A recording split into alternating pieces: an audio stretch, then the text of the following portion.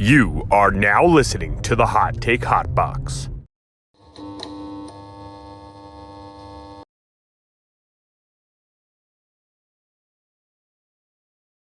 Welcome to the Shoulder Strikes MMA Podcast. You are now listening to the Hot Take Hot Box. Welcome to the Shoulder Strikes MMA Podcast. You are now listening to the Hot Take Hot Box. Ladies and gentlemen, referee Mark Island has called a stop to this contest at 51 seconds of round number 2. Declaring the winner by TKO and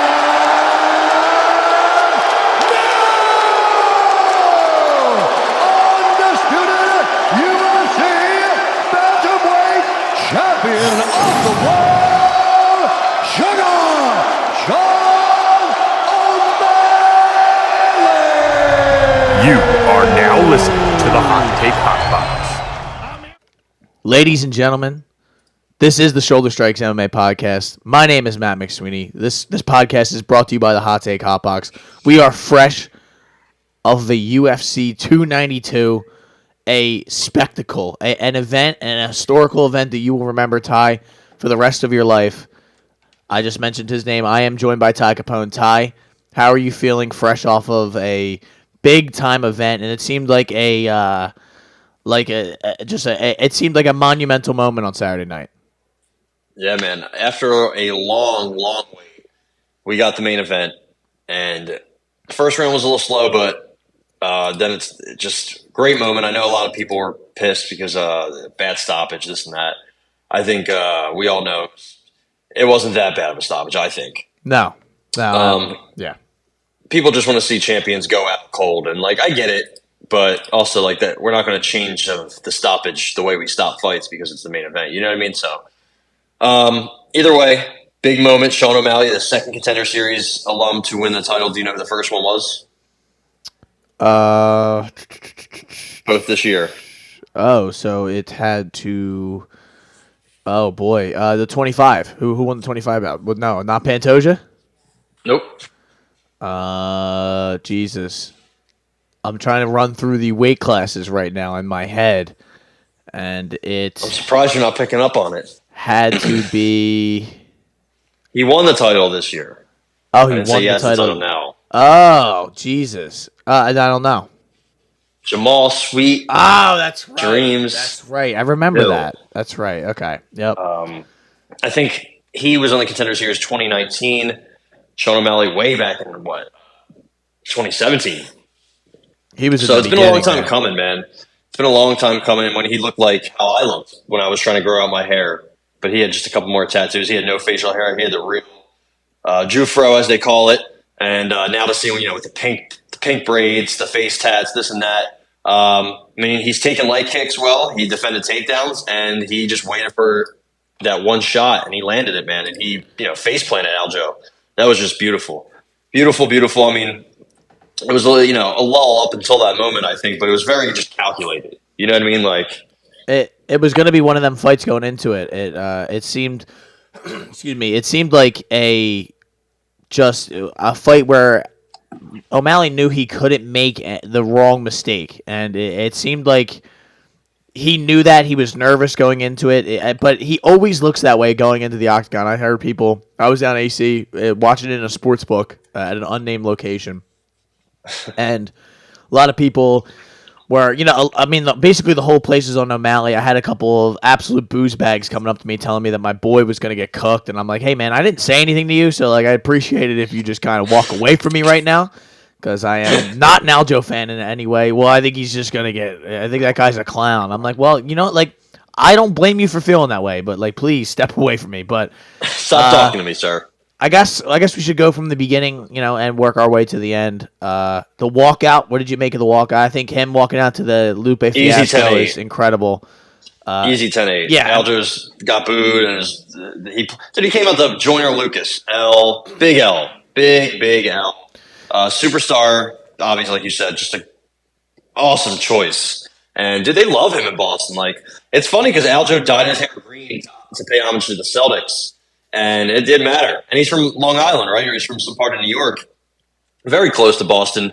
Sean O'Malley's from Glendale, or he's from Montana, but grew up in Arizona.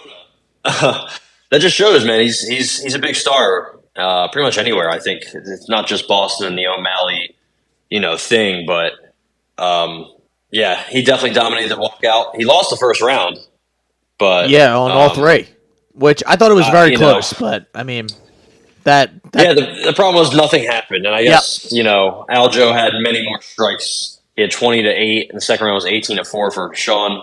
Very quick, obviously, but Aljo had a lot of light kicks. Sean didn't really do much. He didn't throw much. He was just doing a couple teeps, a couple front kicks, a couple jabs. But he stuffed both takedowns, one in the first round, one in the second round, very easily too. Honestly, it was kind of like it kind of looked how Weidman looked trying to get takedowns against Tavares, like just not even deep on them. It wasn't really close. So Sean O'Malley's come a long way, man. I know a lot of people are counting him out against pretty much a lot of guys that he's going to fight, and he's going to run into some tough matchups. Like Merab might beat him just because Merab will take you down. He's just so relentless, but. As we've seen with the Marlon Moraes fight, a young athletic, not young, but an athletic kickboxing striker like Marlon Moraes can fucking rock him and almost put him out, pretty much put him out like 5 times. Yeah. And I mean, I don't see why Sean O'Malley couldn't do the same thing. He's levels ahead of him in striking, much bigger, longer reach. And he's going to have that reach and distance advantage over everybody in this division. If he fought Cejudo, I think he would smoke Cejudo. He's just too fast, too quick, and he has dynamite in his reach. He has good kicks that I don't think people really see often because he's in love with his hands. I think nasty elbows and knees in the clinch whenever he gets inside. I think he's really hard. I think he's gonna be hard now. Man. He's 28. He keeps getting better and better. Shout out to Tim Welch, coach, the longtime coach, best friend. Rubbing his back as he walks to the cage, getting him hype. He said after the fight, I think, how nervous he was, and I mean that's completely. Nothing wrong with being nervous. Rampage Jackson used to come into the ring trying to scare people, and he lost how many times? You know? So that to me means nothing. It's absolutely normal and human for you to be nervous. And as soon as he got in there, just put on a fucking show, and he is what he is. He's a superstar.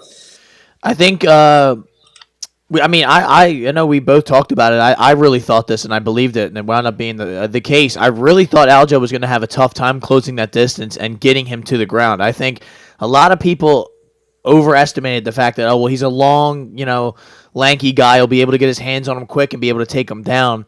Well, look what Peter Yan did to him. Like Henry Cejudo is also a guy. He's not an idiot, and I respect his opinion because he's a guy who's been in there. He's a double champ and everything, but he acted like just because Peter Yan was able to take him down, that Aljamain Sterling would be able to, and that's two completely different fights.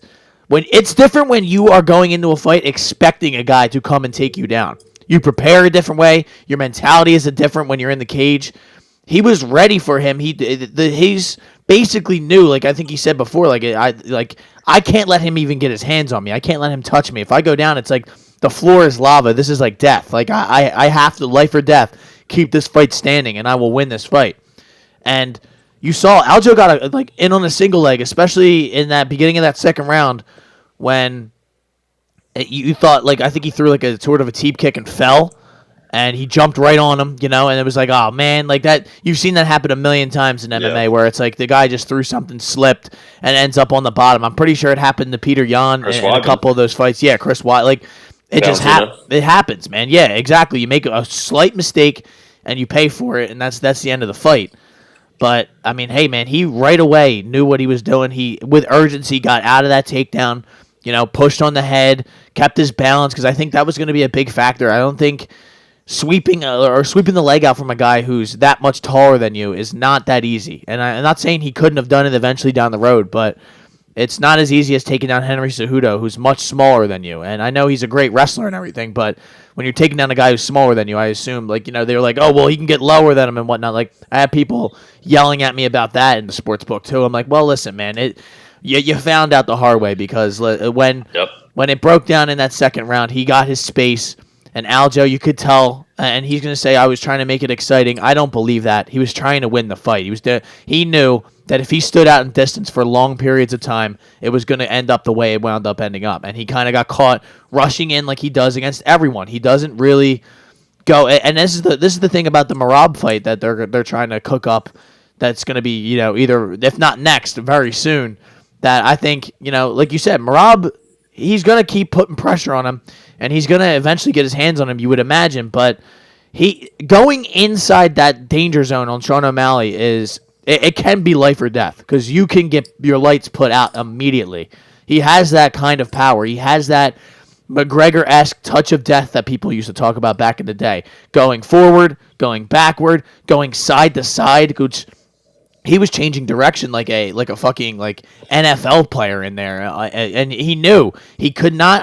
I'm sitting there yelling, "Get your back off the cage! Get your back off the cage!" He knew he got his back off the cage immediately. He'd go right back to the center. He was throwing those teep kicks, which I heard some people saying he wouldn't do that because he was going to get taken down that way or whatnot. But I mean, if he threw it quick enough and low enough, it was good, and he had a little bit of success. But none of that really mattered until that step back, sort of just.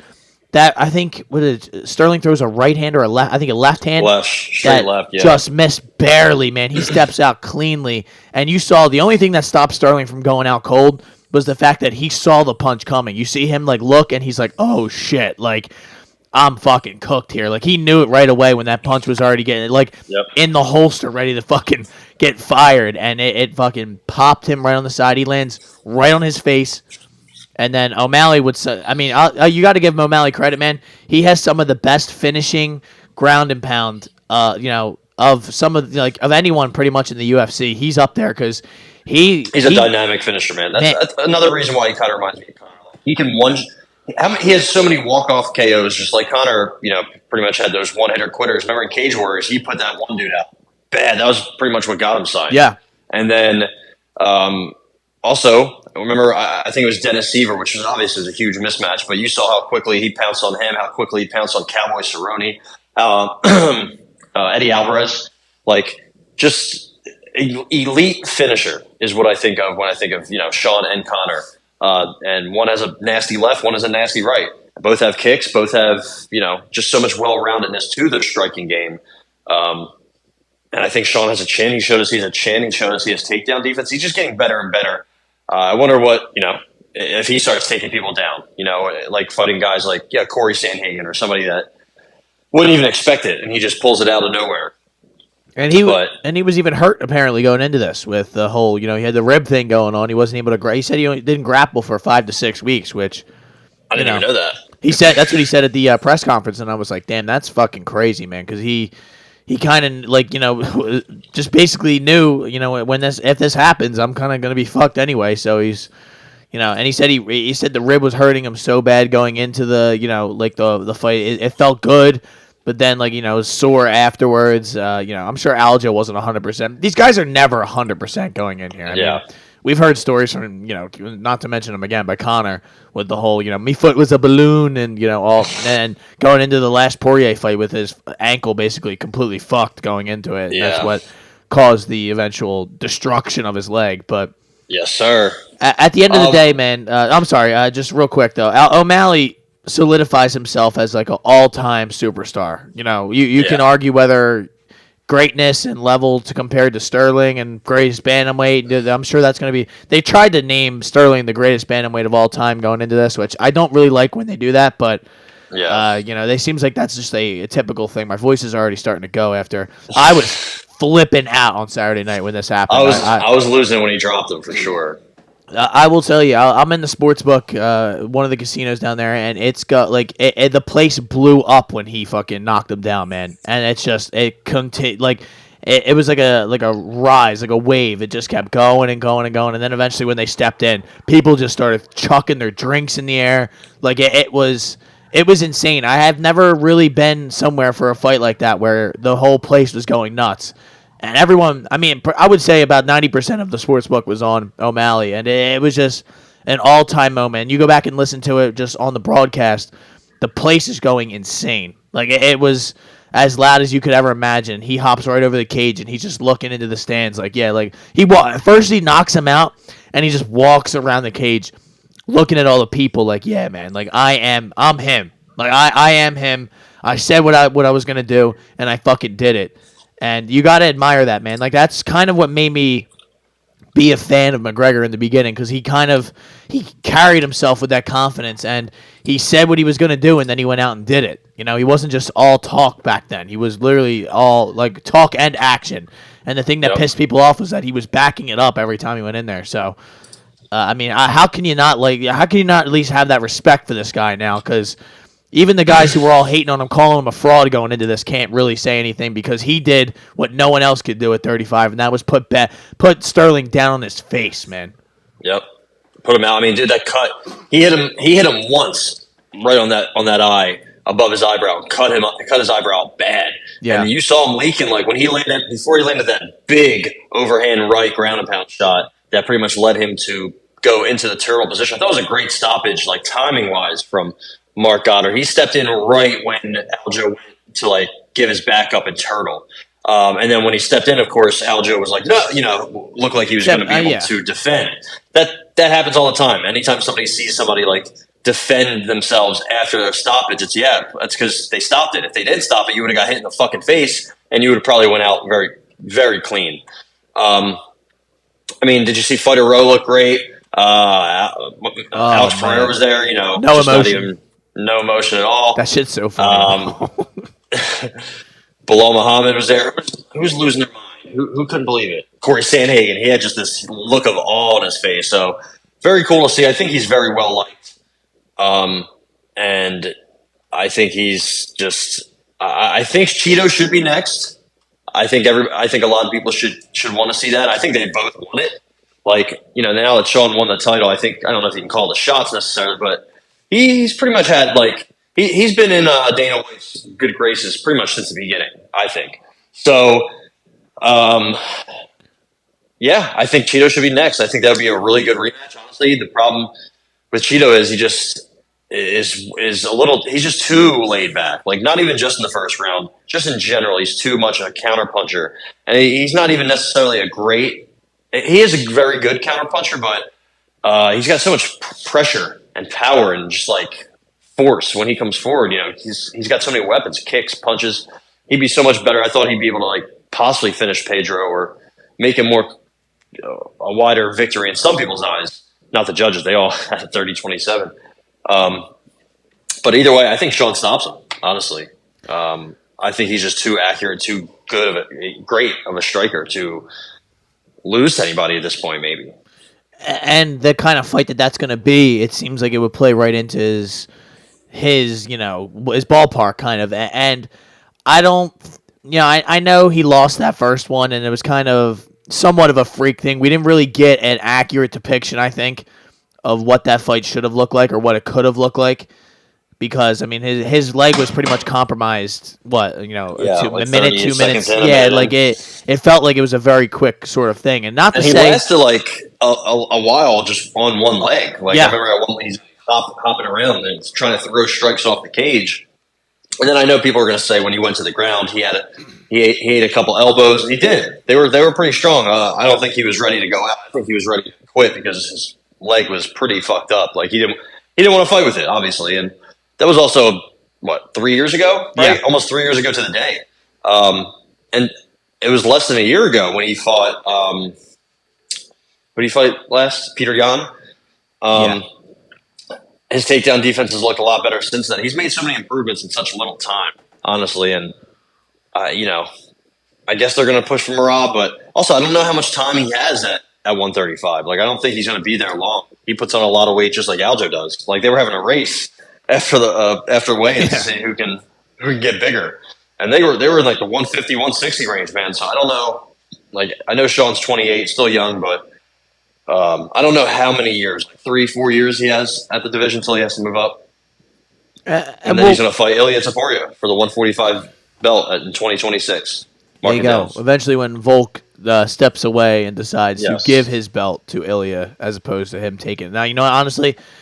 When he hands it to him after getting kneed in the face, I think, and he's out cold for 3 hours, and then when he wakes up, I think he's going to give it to him. Yes. Nah, yes. Dude, that fight, that's another one that's going to be on the horizon. That's like, That's going to be. I mean, there's another underdog, baby. Let's bet on it as soon as these odds come out. In the last calendar year, the amount of people who've lost their belts who've gotten put to sleep. That's like somebody tweeted, watching a champion get finished is like like a long-term champion is like crazy. Like watching Sterling get finished like that is like wow.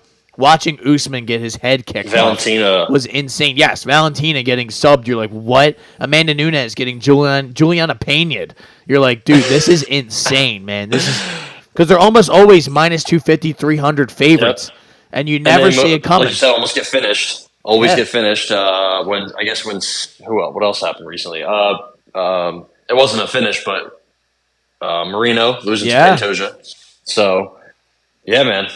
We might have one. We might have another one coming up. I'm not sure, but we might. See. We might. Sean Strickland's going to be the new I mean, if they're ever going to fix a fight, if they're going to do a Montreal screw job sort of thing in the UFC, it's going to be that night to make sure that Sean Strickland doesn't represent this company as a champion like that. That would be worst case scenario for them. We're going to talk about that down the road. But you have any closing remarks? I mean, he wins. Kind of calls out Cheeto, but like not really. I mean, it's kind of he said in December that was like the next move. I don't know if that's going to be the quick turnaround that we hope. Him and Connor on the same card. Let's fucking do it. Yeah, Connor's already saying he's not going to fight that night again, so he backed out again because they're not going to let me fight. But I think the UFC is actually truly concerned about him testing positive and then missing another year on top of whatever he has missed. So. I mean, I would just hope he gets off the juice. That's probably your best bet, right? I mean, just stop taking steroids. Just enter the USADA testing pool. I don't even know if he's going to fight, man. I don't know at this point. Like Chandler's got to fight somebody, man. Like I wouldn't wait. That's such a big. If I was Chandler, I'd wait because that's such a big payday, man. Like if you lose before you fight Connor, like it's not the same. So I would just wait and be like, listen, anytime in 2024. You want to do this, it'll be a big event, so, I mean, I don't know. It seems like they're pushing. Like, a lot of people are saying that that's like, it's getting close. It's getting close. But how long have we been hearing that about Connor? So, yeah, I'm kind of checked out of the whole Connor thing. As much as I love him, I just don't care. I don't. Checked in, so you're leaving your allegiance and trading it in for an Ian Machado Gary banner. Fuck no. We'll get to that. We will definitely get to that. But I am so excited that Sean O'Malley did that. I am so excited that he made all those people who smugly... And this is the thing. You can think a guy's going to win. There's nothing wrong with that. But smugly acting like there's no chance that the other guy can win has always just pissed me off because no one knows. None of you know. Stop acting like you know. Like, this shit is so unpredictable. You have no clue what's going to happen when these fights happen. You're just guessing like the rest of us. So stop acting like, there's no chance he's going to ragdoll him. He's going to fucking smash his face. He's going to take him down and submit him. None of that happened. Okay? So you all look like morons, all of you with your fucking Islam Makhachev, profile pictures and your fucking, weird Russian fucking, done. All right? All you grapple heavy weirdos, you're going to have to take this L for the week because your boy got put down on his face. And that's that. Bang. I just wanted to make sure we said that. Me and you hit plus 360 on the TKO. I hit a little plus 210 on the money line. Also dabbled with the TKO in my personal life. I thought about hedging a little bit and taking a little Sterling, decision or something like that. But my roommate ain't raised no round bit. 2 For him?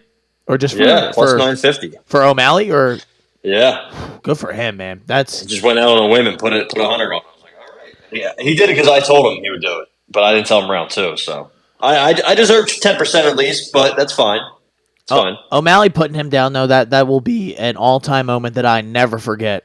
In UFC and MMA like that, it makes everything watching the sport worth it. Whether I'm a fan of him or not, it's the same thing I probably felt, and if I didn't say it, about the Leon Edwards and Usman fight, because I think I lost money for sure, and we were talking about betting the other side, but it didn't matter because it was just so awesome to watch a crazy moment like that where a guy just realizes his dream. He proves all the haters and doubters wrong, and he takes care of business. O'Malley truly did. Not a lot of people were giving him any chance in this fight. And he kind of, back-to-back fights, same thing with the Jan fight, that was closer than this. He proved them wrong. So, congratulations. Also forgot to mention Good. that Merab had surgery at the end of May on his hand. So, he's probably out for the rest of this year. But it doesn't matter because he's not getting this next fight anyway. And I love it because I hate him. Exactly, and that seems like that's the conversation, at least, surrounding this. It's kind of going to be Cheeto. I know Cejudo's going to try and get his name in there because he's an attention whore. He absolutely is. He always has been. But it's going to kind of be up to O'Malley. O'Malley is that kind of superstar where he can say what he wants, and the UFC is going to kind of try and help him out as much as they can because he's a cash cow. You saw the UFC put the full fight or the full second round and end of the fight on YouTube immediately after the fight. They don't really do that, they don't. Never. They don't let you show the finish on ESPN after the fights because they kind of want you to, I guess, buy it or I don't get the reasoning, but that's not going to happen. Yeah, exactly. No one's going to buy something they already know the results to. But what an event! What a night, man! What a cap to the night. We're going to go through the rest of these fights that happened on Saturday night, but it was just an awesome way to end it. And shout out the Suga Show. The Suga era is here. The new UFC bantamweight champion of the world, man. Somebody who is not going to be a new champion is Amanda Lemos, who, at the very least, you can't question her heart. She got the bejesus beat out of her for 25 minutes on Saturday night, and I think she landed a few shots, but this is one of the biggest discrepancies in UFC history, especially in a title fight, for strikes, I believe, significant strikes, which I think Weili... I think she had 250 or so. It was something absolutely ridiculous number. You're usually the numbers guy, but 163 significant. 296 that's what it was. Total. That's insane. She outstruck her 163 to 24 significant strikes in total. 296 to 29. 6 of 7 takedowns. 16 minutes of control. She just put numbers up on her. The first round, 44-1. Fifth round was 55-1. In total strikes, 114-1 in the fifth round. Crazy. She was just breaking. One of the judges was like, you know what? I'm just going to give her 2 10-8s. So that's why you saw 50-43. I think the other fellas, it was 50-45, 50-43, 50-44, I think. Saldi Amato, he had enough. He gave 2 10-8s out, which was good for him. Nick Mahmoud. Who? Never heard of him? He gave the 4th round to Amanda Lemos. There you go. Always somebody like that. That was one of the closer rounds, I guess, right? It was the closer round. It was the closest. She got outstruck 28-13. And she got taken down and controlled for a minute. She almost had that Dars.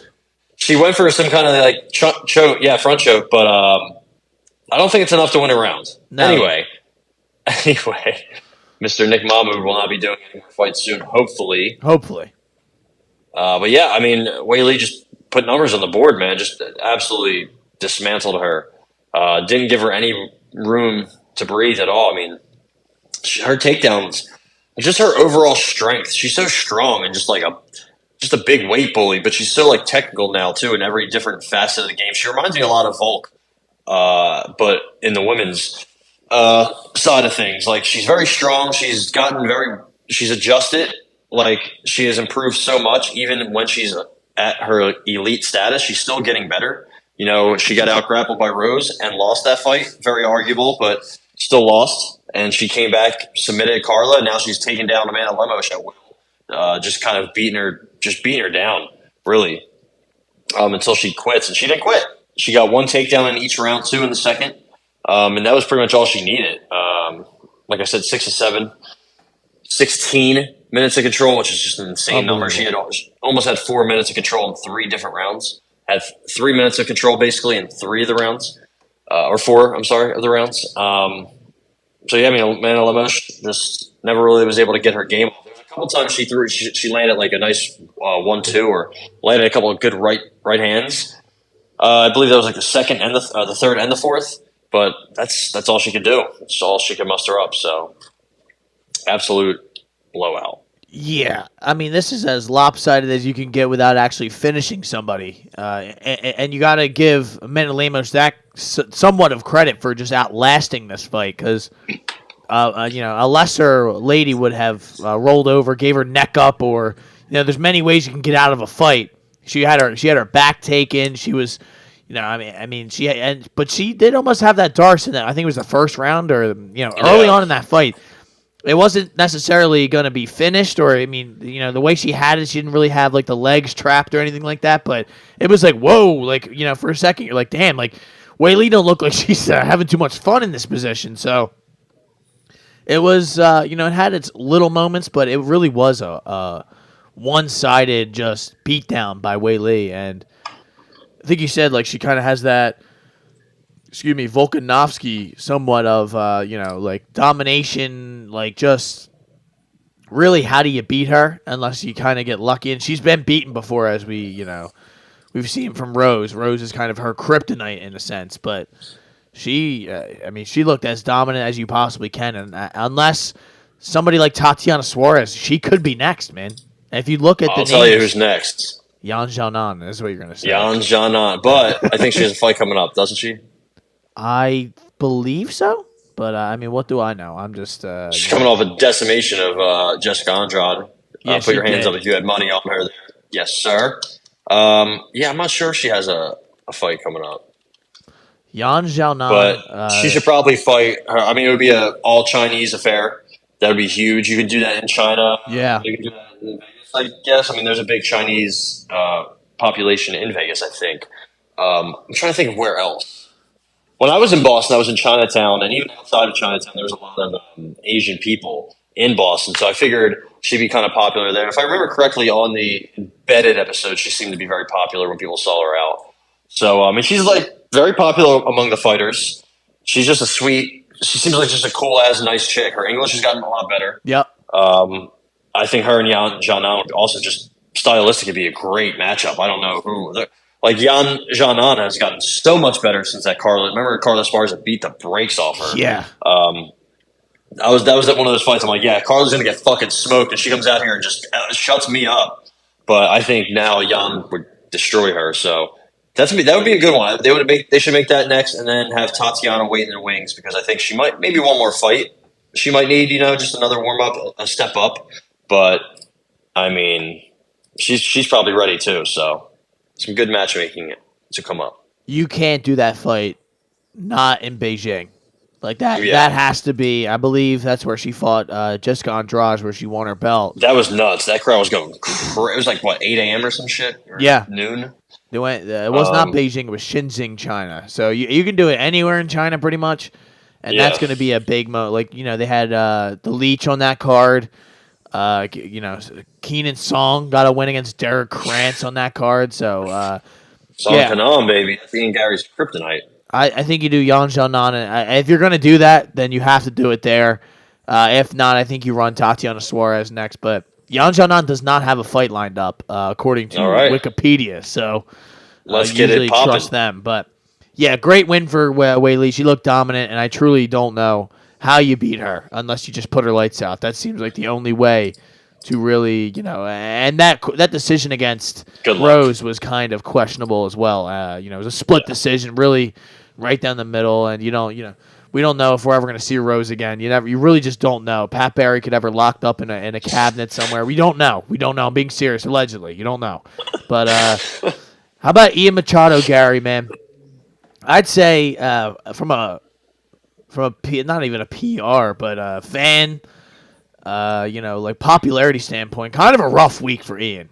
He takes a hardcore stance on not beating your child, which, okay, like everyone's cool with that, but he went like really hardcore. He was annoying at the press conference. He kept talking over Neil because he's not allowed to talk because he should sit there, shut the fuck up, and he sounded like a Connor, like fucking like Connor you bought at the dollar store who just won't shut up.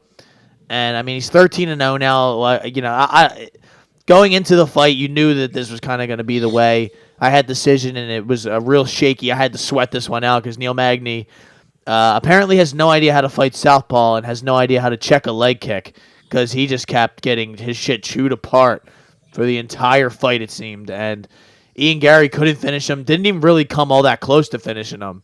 That's the one thing that you can knock against Ian Gary, is that he doesn't really have that like finisher instinct sort of thing in him. I know he's coming off of 2 straight finishes, but it took him what, almost 15 minutes to finish Song Kinong, and he caught Daniel Rodriguez, and that was kind of a good matchup for him. But we saw Gabe Green and we saw Darian Weeks.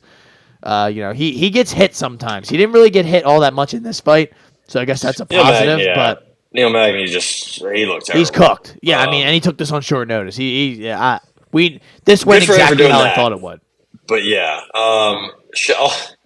also shout out to David Ginsburg. Never heard of him? Yeah, he had this fight. He said, you know what? I'm going to give 10-8s in every round. So he gave 3 10-8s out in this fight. I mean, sure. I mean, honestly, who cares? I guess whatever. I don't think the first or second round really should have been 10-8s. I mean, the first round was 33-22. He outstruck him.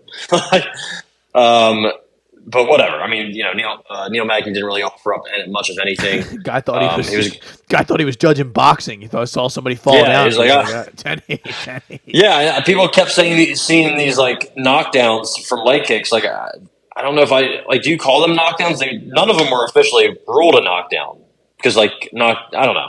I don't know if it matters if it's to the head or to the body or to the legs, but he just, his legs are very skinny for one. And for 2, I guess he doesn't know how to check them. And honestly, dude, I thought Ian Gary didn't look that great. I thought he, kind of did what he wanted to, but he could have done what he wanted to. There was not much resistance. He closed range with ease. I mean, Neil Magny let him close range. Neil Magny isn't good at distance, so he has that 6-inch reach advantage for no reason.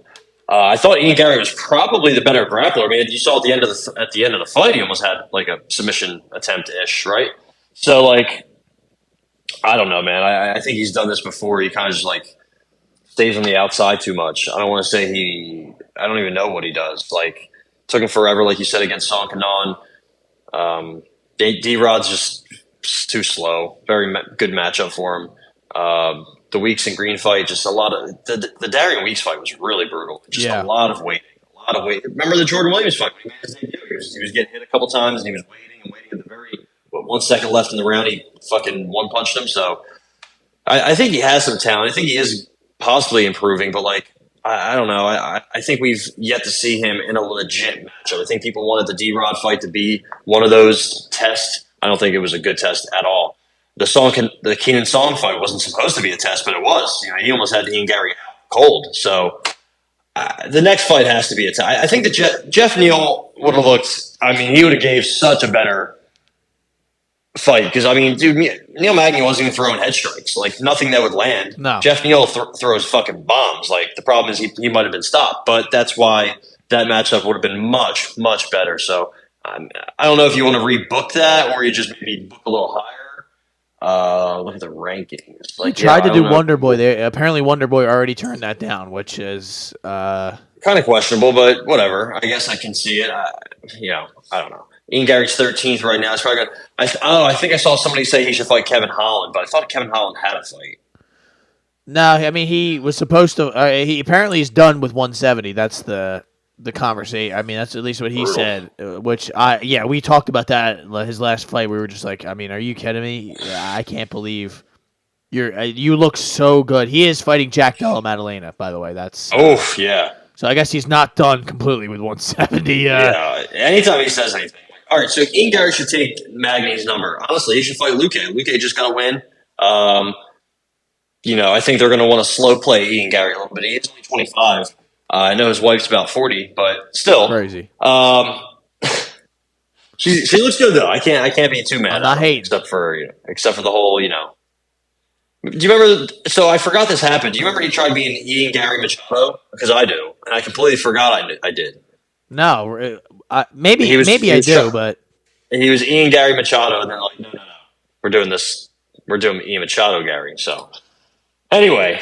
This guy, you want to talk about cringe? We talked about cringe with the. I just sent you the video of him imitating Conor. It's funny because Conor on The Ultimate Fighter told Michael Chandler, "You'll do what you're told," And then at the press conference, he says to Neil Magny the same thing. I'm like, oh man, he was watching that, wrote it down, and couldn't wait to fucking unleash it on him. Very, like you said, very, very cringy. I don't think I think he thinks he has the world by the balls, being this big Irish star, but I don't think that's true at all.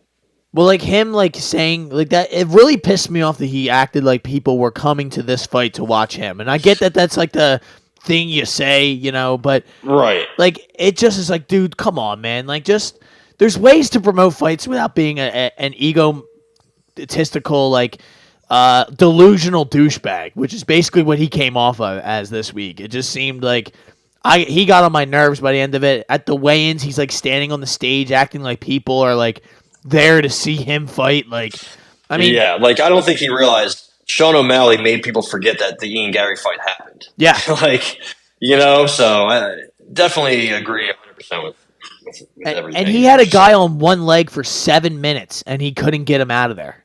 Like, that's the thing that you need to be like, well, maybe you're not as, you know, in order to be a star, man, you have to put people to sleep. Not all the time, but you have to be, you know, at a consistent basis, pretty much putting people to sleep. And it just seems like, you know, he has put people to sleep before, but these last couple times out, you know, well, not even last couple times, just this time out, it was it didn't look good. He one of those guys where you win and you're like, he dominated. I'm not going to take that away from him, but again, like you said, if Jeff Neal was in there, I think we'd be feeling a little bit different, and I think we'd be a little bit more like, wow, what a performance! Can't wait to see him in there. Rebook that. I should Rebook say. that. Yeah. He's eighth. I mean, listen. Somebody said, "Hey, let's feed Ian Gary to Shafkat." I'm like, oh, I would love for that to happen, but we're not. Unfortunately, Shafkat has bigger things on the horizon. Like hopefully winning the belt before the year's up. Like I said, remember I shot my shot with that one way back in January. So did I shoot my shot with O'Malley? I feel like I might have. I'll have to go back and find that page, but I think I wanted to. I think the one I took was Islam to be the champion at the end of 23. Well, that would not happen because we know Oliveira's coming for him. Honestly, I hope so because I love Oliveira and I love Charles. Like you said, a champion like that, a champion like that losing would be huge. Just a huge moment, big moment. One of the moments you remember where you were when Izzy got knocked out by Ferrer, when Kamaru got knocked out by Edwards, and then when Aljo got face planted by Suga Sean. You have Rachmanov to be the champion plus 800. I have Islam to be the champ in 2023 and Hamzat, which that's not going to happen because apparently I don't even know where the guy is. The guy fights once a year, so that's an L. Mark that down. But he's got a girl. He's got one of his trainers, one of his partners, or one of the people he trains with, I should say, in Sweden. She's fighting on the Contender Series tomorrow night, so watch out for Miss Knudsen. All right, so I might have to unload into the old DraftKings account or whatever book you decide to use. How about Mario Bautista? Really, I think he looked good on Saturday night. Damon Blackshear put it on him. Not necessarily put it on him, but, tried to press the wrestling and kind of push the pace on him early on in this fight. But it seemed like we talked about going into this. I wish I would have bet it because I kind of felt like this would happen, that cutting weight like that two weeks in a row, and then with the style that Blackshear fights, which is kind of just a wrestle, pressure, cardio heavy, he kind of started to fade later on in the fight, and smartly Bautista kept pushing it all back on him, and not only just striking but trying to grapple with him and take him down. And he had a couple of sweet takedowns, man. But it, I think it was a good win for Mario Bautista, and it's a shame he didn't get to knock out Cody Garbrandt. Oh man, I know. That's what we really want to see. But yeah, Blackshear's he's a tough out for guys, man. Like coming back and looking as sharp as he did. There was a 30-27 in there, which I thought was a little crazy, but yeah. Each round was close, so I guess I can see how you gave Batista the slight edge in each of them, but I think specifically the first round, I thought Blackshear did really well, held his own.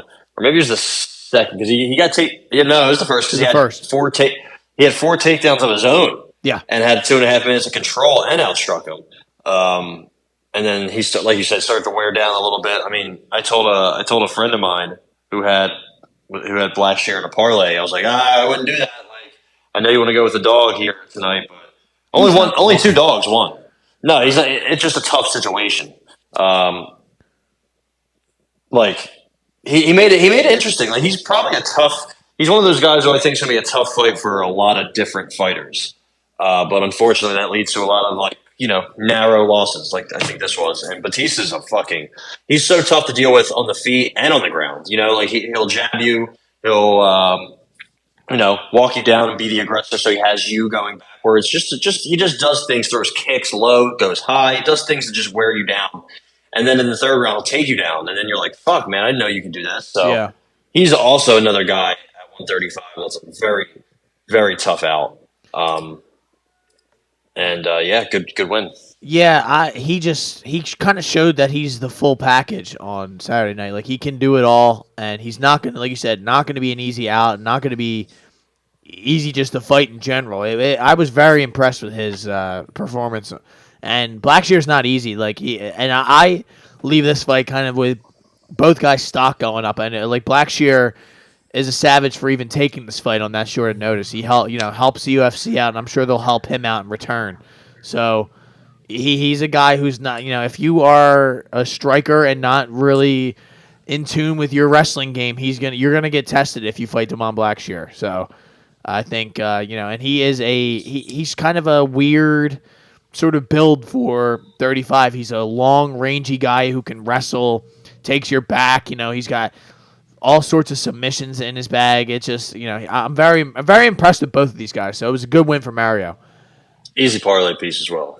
Yeah. How about Marlon Vera, man? Cheeto Vera with a unanimous decision victory. I thought this fight was probably a 29-28er or a 30. I guess you could argue 30-27, but I had Munoz winning the first round and then Cheeto Vera winning the last two. Even though I really, like I said, that first round, kind of in typical Cheeto Vera fashion, can always go either way. So when I'm betting Cheeto, I always assume he just lost the first round. But Cheeto started to pop that jab. He was doing all sorts of work with those straight shots, which I love. I love his boxing and his just striking game. He'll check all kicks. He's standing right in front of you, and there's not a goddamn thing you can do apparently to back him up. He looked awesome. He really did on Saturday night. So just a shame that version of him doesn't show up every time. Yeah, Pedro was doing more. It's kind of what he does every fight, just leg kicks, and that's how he tries to win point fights. And sometimes it doesn't work because, you pretty much go by damage and striking effectiveness. And I think, when you go to the head is more effective and scores more than going to the legs. It's just a fact. And Cheeto he was, snapping his head back with jabs. He bloodied his nose very early, I think, in the first round. And, that matters, man. I'm not saying low kicks don't matter, but, he wasn't debilitating Cheeto at all. Cheeto was checking a lot of those kicks. I know it says Pedro landed 40 and 41. I don't even know if that's true, man. I feel like leg strike totals are not always that accurate. I feel like Cheeto definitely checked more than one of them. There was one in the second round where you heard it. You heard the sound of him checking it. And then he has nasty kicks himself. He mixes up, goes low, goes high, goes to the body. And I thought he won pretty much every striking exchange. He landed some nice hooks, good counter. He's good going forward. Good 1-2 when he throws just a little bit lower of volume. And like you said, slower starter. He threw 66 strikes in the first, 84 in the second, 101 in the third. So picks it up as the fight goes on. But each round was very close. I still thought he won. Just did much more, especially in that third round. He started to really bust up both eyes and different two parts of the nose. Pedro's going to need some time to ice his face, pretty much, I'd say, after this fight. Pedro was wearing it towards the end of this fight, and I guess we already talked about it, so we'll see what's next with Cheeto. He could be fighting for the title next. Just kind of gets that easy in with the win over the champion, and the champion always wants to get that back. So I guess we'll see what's next. I'm not going to spend too much time, but I guess with Munoz, he kind of just sits exactly where he was, just in that sort of holding pattern. The bottom half of the rankings, just kind of guys like Umar and the up and comers are going to have to fight him to get to the top 10. That's what I say. Jonathan Martinez is next. Yeah, I hope so, man. That would be awesome. That'd be a really good one. Test the young buck. Jonathan Martinez is another guy who loves kicking. really loves throw kicks. If you want to match Pedro up with Adrian Yanez, that could be a banger. But I think he might beat Yanez. I don't know. But 135 looking good, man. Umar 11, Ricky Simone at 12, Chris Gutierrez at 15. Like some very good like all around talent, I would say, in that division. And a lot of exciting matchups, wrestler, striker sort of things going on there. So it's going to be 35 always. I mean, pretty much 35 to like 70 is always just bangers for the most part. Yep. Besides, and obviously 185 sucks. Yeah, well, it just, once it gets up to the higher weight classes, it seems like the skill level, especially at the lower half of the rankings, seems to really wane, So, awesome win for Cheeto. Tough loss, like you said. I'd like to see Pedro take some time off to kind of just recover, but Dominic Reyes still ranked at light heavyweight, by the way. Yeah, I'd like to see him get back in there soon, but, just to fucking, we need something. We need to either fight or shit or get off the pot, I guess is the. Let's get another TKO victory. Oh, come on! He is the true red bantamweight goat, by the way. That people try to just act like that didn't happen, but how about Brad Tavares taking care of Chris Weidman in somewhat brutal, not even really brutal, it was a decision, but you could tell Chris Weidman's leg was in shambles, and it's tough to see a guy who just came off of his leg exploding from underneath of him, getting leg kicked and tearing ligaments in his knee, which is Dana White said he had tore his ACL or LCL. He didn't know which CL he did, but a guy who just came back from all that leg stuff, coming back out and getting hurt again. You could just tell the game has somewhat passed Chris Weidman by. And, not even necessarily the game, it's just more his body is just not there anymore. And, unfortunately, he doesn't have it anymore. And Dana called for him to retire. I would agree with that. There's just really you have nothing left to prove. You have put on some of the greatest fights in UFC history. You have one of the greatest moments in UFC history. So, really, you have nothing left to prove, and there's no reason to put your body through all this again. And hopefully he has enough money to kind of just, do something else, man, because it's a dangerous game getting in that cage. And Brad Tavares, he looked good, but he should look good against Chris Weidman. Yeah, Chris Weidman, what a sad story. Like, I know a lot of people kind of, will have moments of success and then it'll be gone quickly, but his prime did not last long. I mean, He beat Anderson Silva in 2013, right around when we graduated, I believe, right? Yeah. Then he fought him again, and he broke his leg, and people were like, okay, that's weird. And then he obviously beats Machida easily, smokes Vitor, and then looks decent against Luke Rockhold until that one moment where he throws a spinning back heel kick, gets caught, gets his back taken, gets dragged down to the ground, absolutely fucking just shelled, just hit with mortar shots from Luke Rockhold. In that, man. And that was the end of his life. That was the end of his prime, pretty much, because then Yoel Romero smoked him. Gegard Mousasi smoked him. Jacare Souza in a fight I had Chris Weidman money line. All he needed to do was win, and he was winning.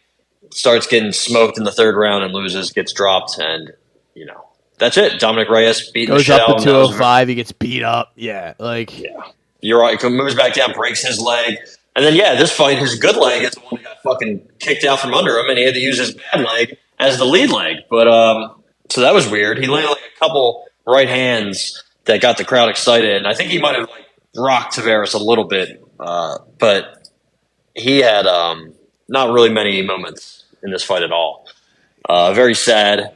Just there's nothing left in that tank. I don't think. If he's going to keep doing it, if he goes out there again, he's going to get put out by somebody. Like Brad Tavares is 3 knockouts in his career. Not that he doesn't hit hard. He just doesn't. He's very low volume, and he's very. I'm just going to throw leg kicks. So. And he was throwing leg kicks too. It wasn't just let me touch you. It was I'm trying to take your leg off of your body. Kicks. Almost did. So, yeah. That's pretty much it.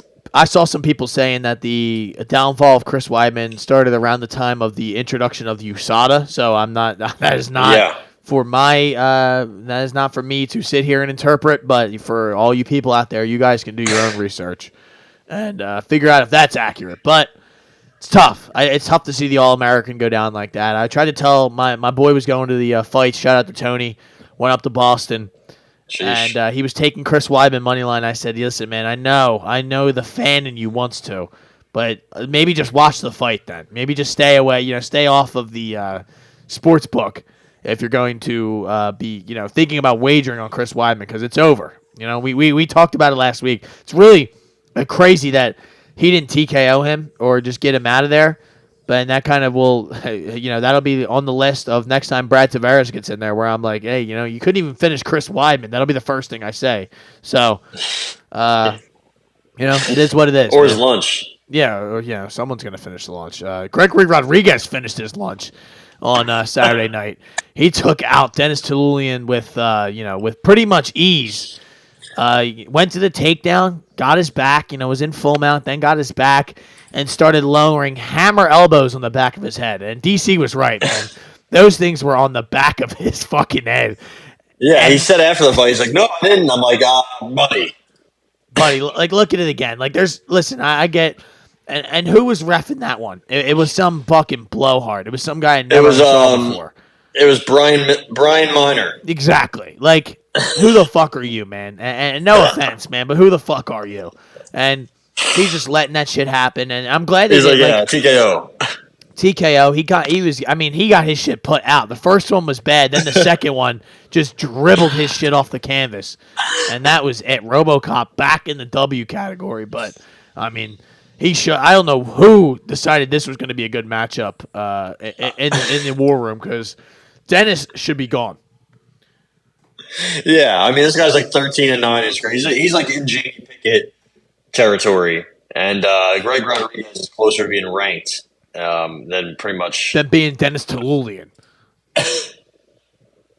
Yeah, that was brutal. Not much really else to say. I had sub, and I wish he would have just sank in a rear naked choke. But he's like, let me just kill this guy real quick. Yeah. And good for him. Good for him, man. Good win. And RoboCop, I really don't care what they do next. RoboCop is just always going to be a guy that hangs out on these UFC pay-per-view cards, and they put him in there, and he just has a savage sort of fight. He's just one of those guys, man. He's always going to have a spot in the UFC as long as he chooses to be there. So, and Dennis, on the other hand, time to go, brother. Time to go. Time to learn Chinese. I hope they get ready to learn Chinese, buddy, or Russian. Because apparently you're going to go to Eagle FC soon. You already know it. So he can win the belt over there. Anybody can.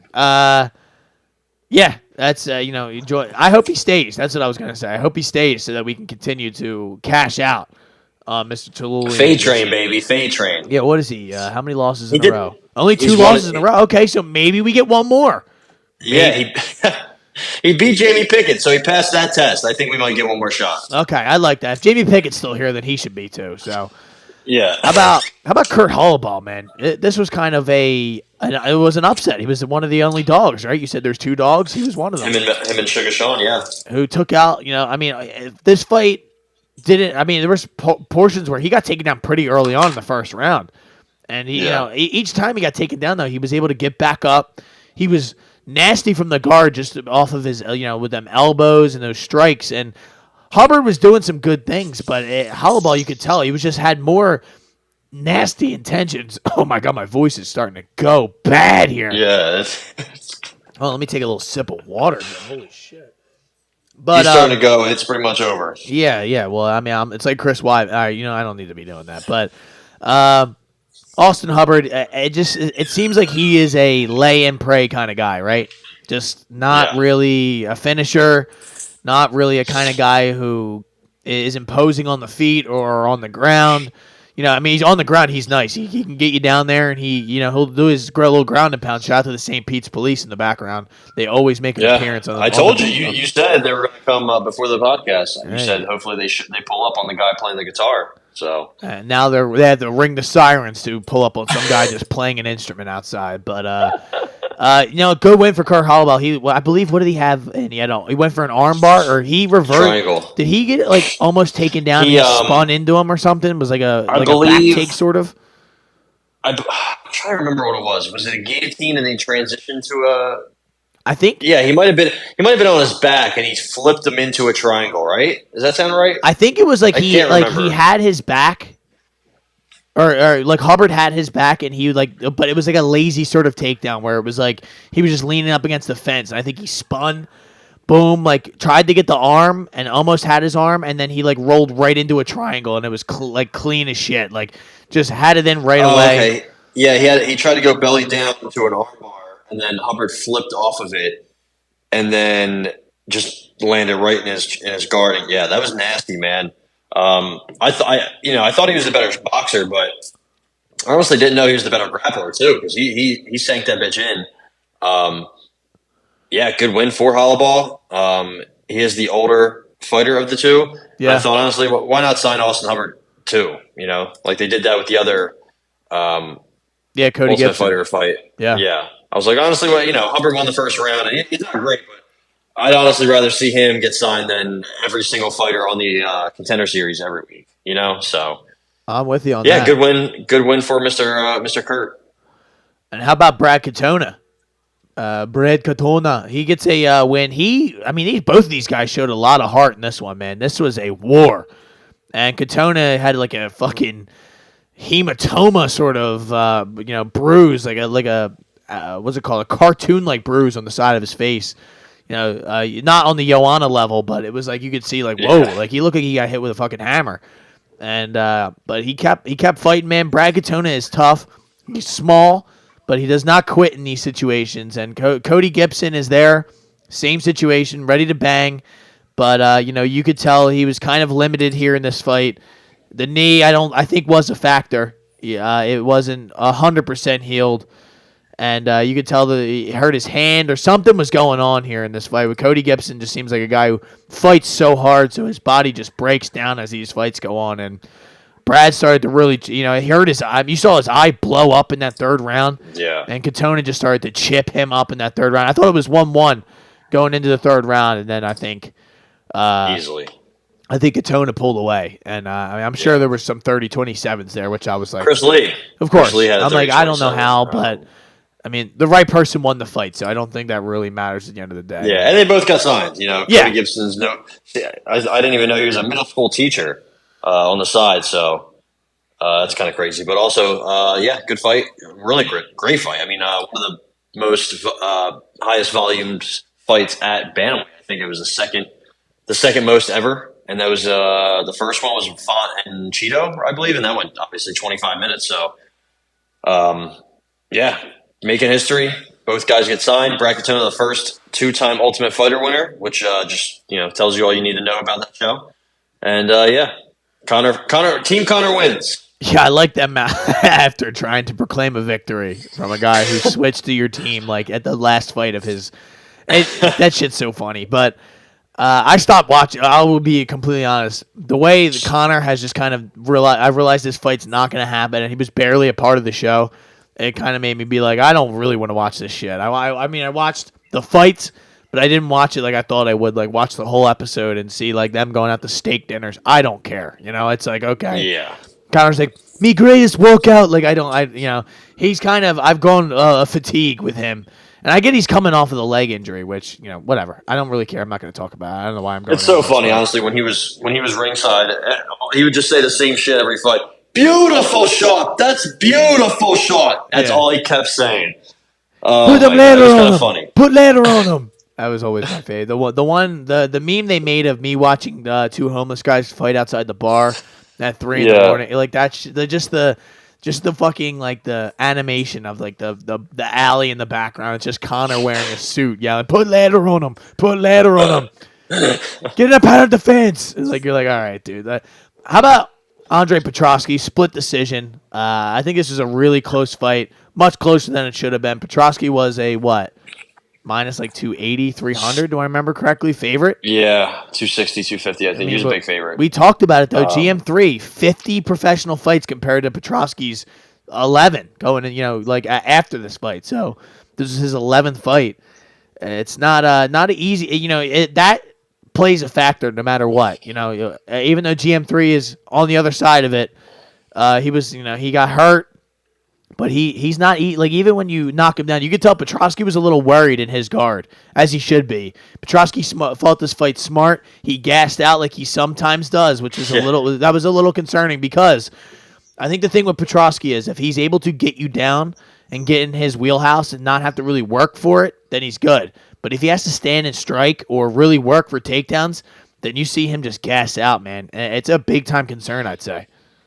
Yeah, he cardio dumps heavy in the third round. At one point, there was like a minute left, and him and GM3 just started swinging. I'm like, bro, you're up 2 rounds almost. Like, probably, yeah, you're winning this fight. You won the first 2 rounds. Like, stop. Don't get knocked out in the third like Chris Weidman. Like, please. GM3 is just really no threat to knock anybody out ever. He keeps his finishing rate at 100, right? 100%. Oh, he has 2 decision wins. Oh, somebody said he has 0 wins by decision. But they might have probably met in the UFC. No, I mean he beat Wellington Turman by decision. So Mr. GM3 did. Oh no. My bad. I was talking about GM3 has 4 decisions in the UFC losses, but all of his wins are by finish. All right. So what is 3 in a row? 2 in a row. I'm sorry. For GM3, he has 2 decisions in his entire career, victories. So, jeez, 10-9 in the UFC. He's approaching that 500 record. So, yeah, just middleweight. Middleweight is just a cesspool of a division. But I digress. How about Natalia Silva? Dominant win over Andrea Lee. Andrea Lee is cooked. I'm being honest. I mean, she just did not. She really couldn't get anything going in this fight. That's 3 in a row, and they weren't necessarily easy wins. So maybe they need to have her fight Antonina again, or somebody, or Cynthia Calvillo, who's somebody who's more cooked than her. But or Tony, whatever his name is, Tony Kelly. Teresa Bleda? No. Tony Kelly, we're good on that. We don't need to see him anymore after he got eliminated by Yanez, but. Good win for Natalia Silva. This really was kind of just a dominant win. Yeah, my only issue with her is she's a bit small, sometimes a little low volume, and she feints a lot. She's really good at feinting with her, like she does a lot of hip feinting and just moving. But sometimes just a little, it doesn't do enough. But yeah, I love it. She's good looking. She's very young. She's still improving, so I think she could make some noise at 125. Honestly, if she dropped down to 115, I think she'd be a fucking force. But I'm not sure. She's probably a thicker girl, if you know what I mean. And Andrea Lee, she was swinging at a lot of air. It seems like she gets busted up, like her nose, mouth area gets busted like every fight. So too much damage accumulating. 3 in a row, 3 L's in a row. Not a good look for KGB Lee. Yeah, and hopefully she sticks around so we can fade it again. I didn't fade it this time, but I will next time. Absolutely. So, but I mean, hey, maybe I'll take her if she's fighting somebody who's coming off the Contender Series or something like that. That I think. Yeah, or Haley Cowan. Yeah, exactly. Or what was the check from? I think she's like 155. Shauna Bannon. I think she probably beat her, right? Confused with I think it's very fair to say. I mean, not to be confused with Ed O'Bannon, former UCLA player, but or the Michael Bannon, the Trump lawyer, or whoever the fuck he was. I forget who he was. Wrote a book or something. I don't know. Something like that. It's on Steve Bannon. Steve Bannon. That's the guy. Bannon. Yeah, there it is. There it is. The lawyer was Michael Cohen. Now there, you got me back in the Trump era, remembering all these names. But all the guys in jail. All the guys are doing time in the bin right now. How about Karine Silva with that sneaky guillotine at the end of the first round, getting that inside the distance for us? You kind of said you wish she got it back in blood, baby. Yeah, got it back in blood. They kept talking about it. She got armbarred 8 years ago. Marina Moroz, she got cracked and dropped at one point very early in the fight. Karine Silva hit her with a nice left hook. Karine Silva's has improved a lot too. On that Contender Series fight, she looked very dicey against Jan Q. Give it up, man. Give it up. Jan Q. Wow, that was tough. Holy shit. Wow, when I saw that name at the same time, I said, "Oh boy, see ya." Yeah, I just looked called her and Q. I was like, Jan Q. QAnon. Oh, okay. From that fight, on the Botello fight, which she was, kind of, she gets a lot of late stoppages. The darce against Botello, and then obviously she ripped Ketlin Sosa's knee off of her body, took it home and mounted her. And yeah, this guillotine, they kept saying it wasn't in. I was like, it looks kind of in. I mean, she's like trying to trying to bridge, and she can't because her head's getting stretched. Her neck's getting stretched off her body, and then she tapped with 1 second left. Very inopportune, but I mean, she's better than her regardless. I think we saw what Marina Moroz really is in her last fight against Jennifer Maia. So, good win for Karine Silva. I think she's another prospect that we're looking at. She had, I think, a couple early losses that she got out of the way. Not too, what is she, 29, 30? Something like that. Yeah, 29. Jesus, voice. 29. Yeah. But yeah, I think she's a pretty tough prospect. I mean, all of her wins are by finish, so that's scary. So yeah, we'll see. Listen, maybe we match up both Silvas. I would hate it. It would give me a heart attack, and I would cry for a couple days. But maybe we have to match up. All right. She is bigger, but I think Natasha Silva has her covered on the feet. So I don't know. Well, I'm going to bet that fight not to go to decision then, because that's for sure. Karine Silva does not fight for decision. She, in her 21 fights, has only been to a decision one time total. Yeah, Natalia Silva.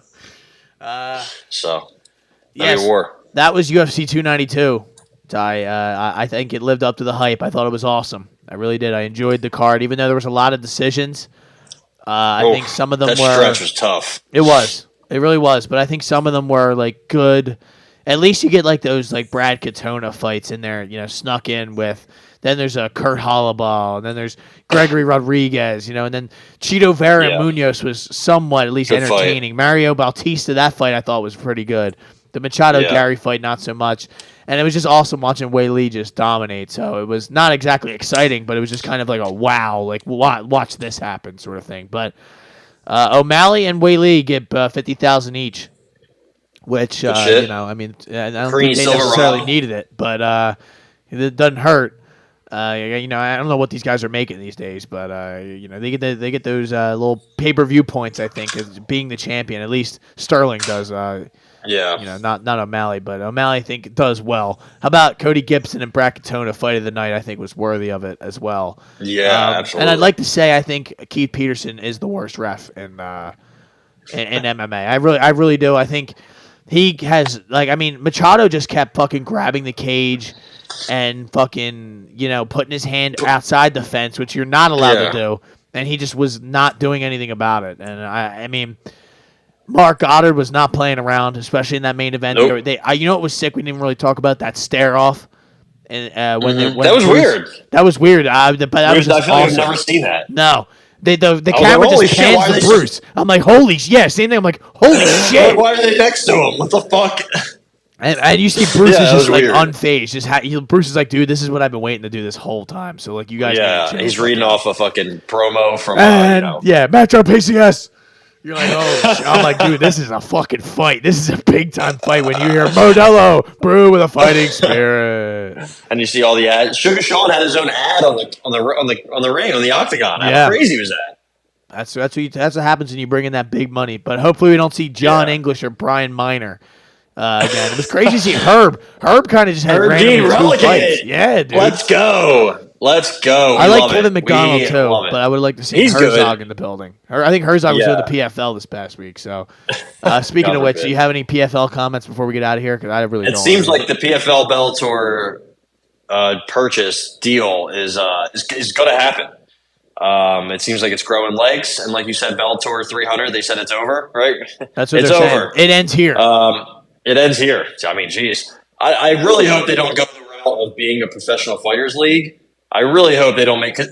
If you were to add Bellator, I mean, you'd be adding 75% of your top 10 fighters would be from Bellator. So, like, you're adding most of your talent is coming from them. I don't think you should necessarily stay with the Bellator name, but I don't think PFL should keep the structure either. Like, maybe you want to be PFB, Professional Fighting Bellator. There you go. No, you could be in the PFL, but like not be a league. I know it sounds stupid, like or PFC. Honestly, I know it sounds kind of silly, but it's like Professional Fighting Championship. Like, it sounds like Ultimate Fighting Champ. I don't know. There's got to be a way you work it around, but like maybe keep the name and just kind of operate like Bellator. Operate like a regular MMA organization. I mean, I don't know if people really love the regular season. I don't. I like watching fights.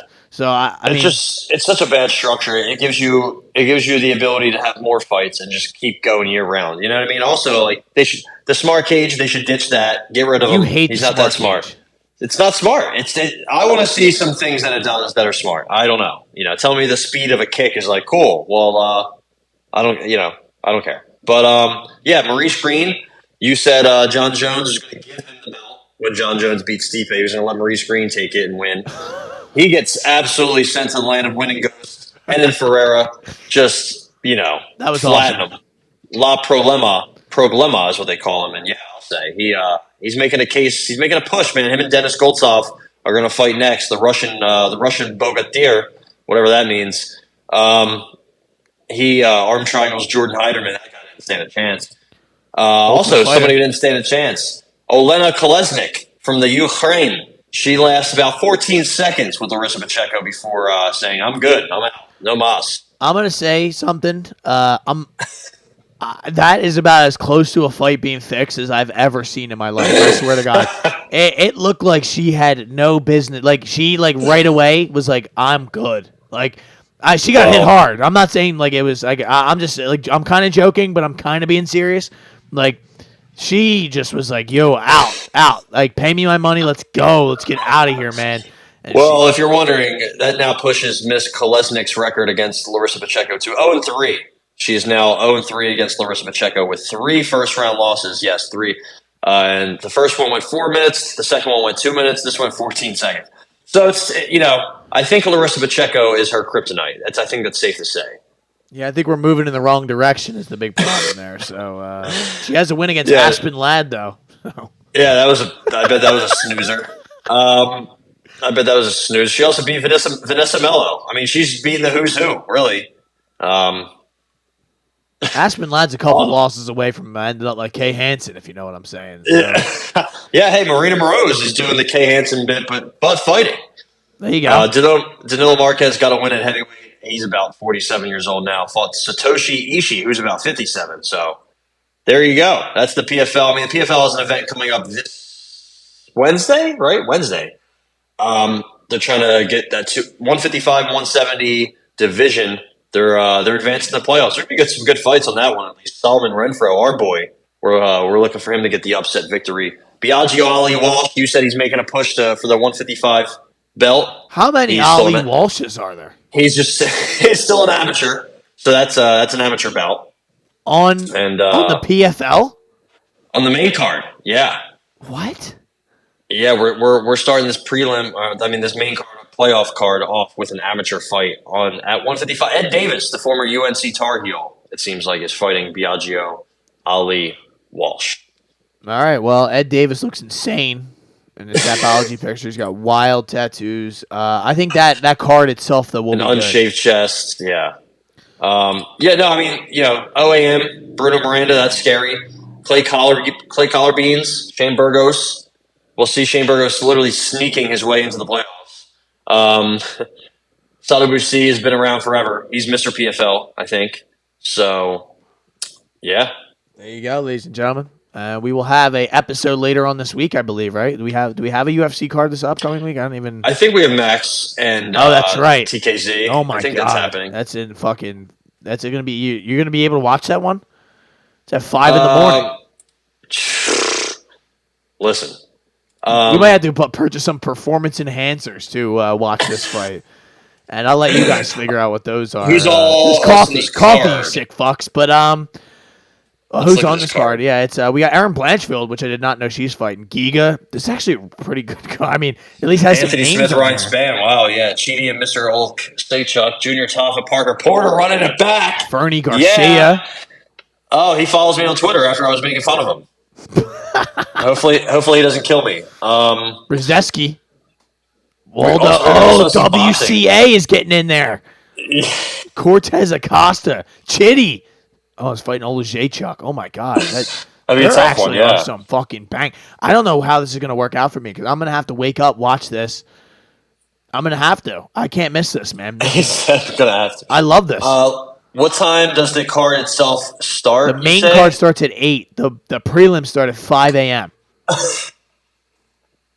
This is That's brutal. fucking That's wild, like a man. Singapore indoor stadium. We don't have any Singaporeans on the card. I don't think there is any in the UFC also. But we also have boxing. Alexander Usyk getting back in that ring.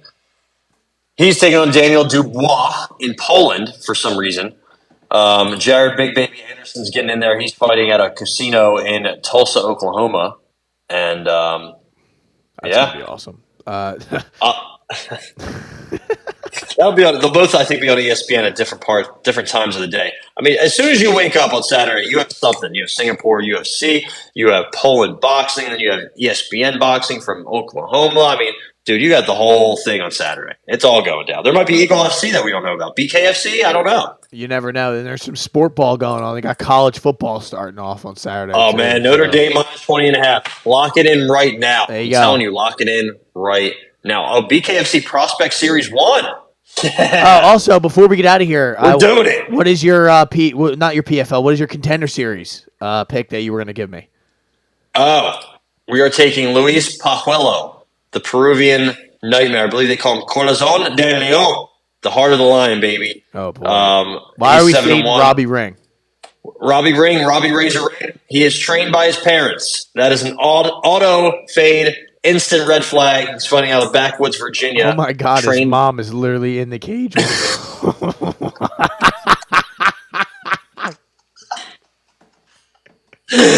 He is trained by his mother and father to the right of him. Razor Robbie Ring. He is a guy who takes people down. He has a win over Jacob Kilburn, if that means anything to you. Other than that, he's fought nobody. Like 0-0, 0-3, 0-2, 0-1, 1-1. As an amateur, he was pushed to the limits multiple times by guys who were able to out-wrestle him. And Luis Pajuelo has a huge striking advantage. So, it looks like my guy's cooked no matter what he does. I got Luis Pajuelo money line. There you go, ladies and gentlemen. And I believe that's kicking off the card. Yeah, it is. We had a fight that got canceled, unfortunately. Mr. Felipe Dos Santos. And I'll actually be able to lock in on this weekend, or this Tuesday, I think. So start off at 8, I think. Hell yeah, ladies and gentlemen. So I hope you enjoyed the show. I hope you enjoyed the card this past weekend. We will have another show later on this week. My name is Matt McSweeney. This has been the Shoulder Strikes MMA Podcast. His name is Ty Capone. As always, Matt, send us out. As always, Notre Dame minus 20.5 is basically like the ATM, allegedly. You are now listening to the Hot Take Hot Box.